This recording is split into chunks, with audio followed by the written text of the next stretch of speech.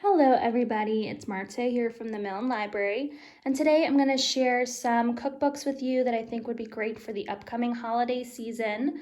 This is really just the tip of the iceberg for what we have in our collection here at the Milne, so I encourage you to check out our collection through the catalog. But let's get started today with Pie Academy. This is a new book, and every time I walk past it in the library, I have to flip through a few pages because there's so many different kinds of pie I've never heard of before, like funeral pie, which is apparently an Amish tradition.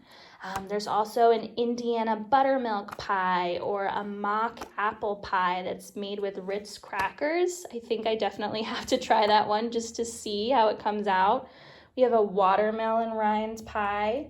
And there's a whole section about just different kinds of doughs you can make. There's a pretzel dough, there's a cornmeal dough, there's an amaretto dough. So if you're looking to kind of switch up your pies, if you always make the same thing and you want to do something new this year, I recommend Pie Academy. Next we have Dollys Cookies, which is a big hunk of a book that I think could keep you happy all winter long. But the section that really appealed to me is this area in the back called cocktail cookies. And it appears to be kind of a section with more savory style cookies. Like these are a goat cheese and chive cookie, or the next page has Triskity Bites that are made with cream cheese and crushed up Triscuits. Now, if there's cream cheese in the dough, you know that those are gonna be good. So if you're looking to kind of make something more savory, but you still want to be in the kitchen with your warm oven, I would recommend Dollys Cookies. I think that I'm definitely going to have to take this out at some point because the possibilities are endless. So that is Dollys Cookies. Next, we have The Modern Jewish Baker. And this I would recommend if you're really looking to perfect one of the Jewish classics like challah, babka, or bagels. They have a lot of variations on these classics. And there's one section that I particularly enjoy which shows you how to braid different types of challah.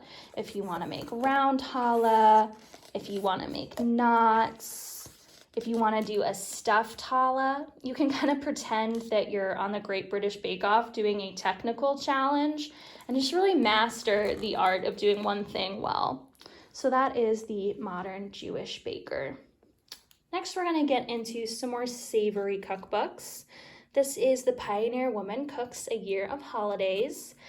This goes throughout the year, divided by each holiday. So you might want to skip towards the back since we are towards the end of the year.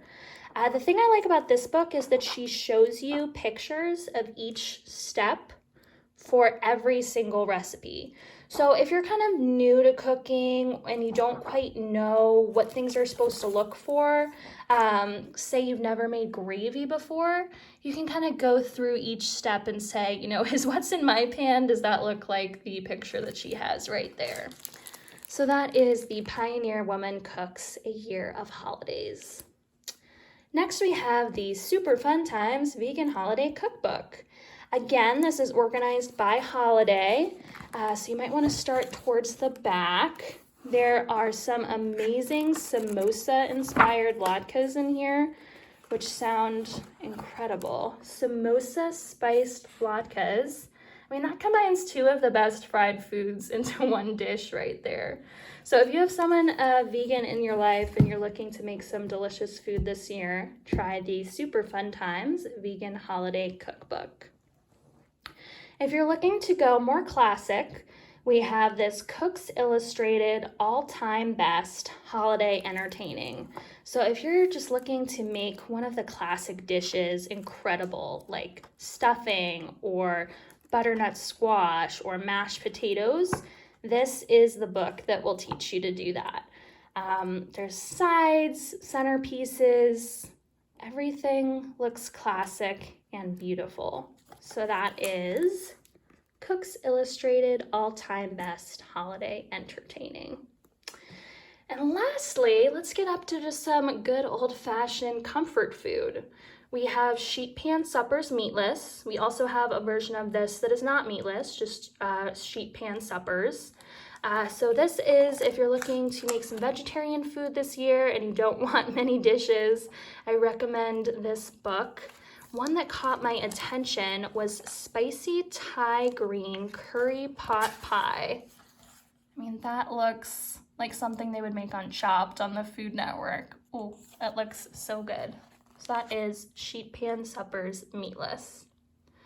Next, I literally found this book just looking at the shelves in the library. This is A Meatloaf in Every Oven, and it is literally a whole book devoted to making meatloaf.